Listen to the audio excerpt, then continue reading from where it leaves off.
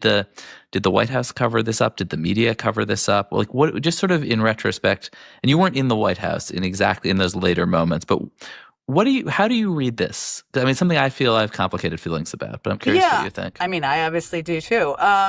I think cover up is such a loaded phrase. But I also, to your point, I left in May of 2022, just for the facts here. And I have seen Biden once since then, when I took my daughter to the holiday party this last December after he had lost. And so I hadn't seen him in person during that period of time. I never saw that person, not a single time. And I was in the Oval Office every day that was on that debate stage. I'm not a doctor. Aging happens quite quickly. Were things that people saw during that period of time that were similar to that or would have been in a category of that? I don't know, possibly, right? And all these books are going to tell us. But let's sort of take it in two pieces. First, like your old colleagues, like, I mean, and you talk to these folks, I talk to these folks. Like, do you think that were they actively covering it up? Were they sort of in denial, or was that just a bad debate? Like, what is your read on that?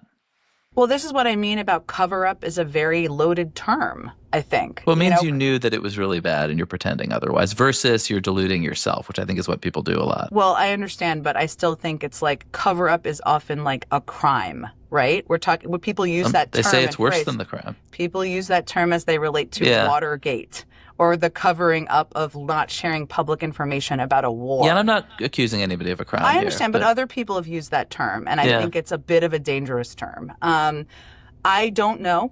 I have not talked to them, any of the people in these books, about this particular question.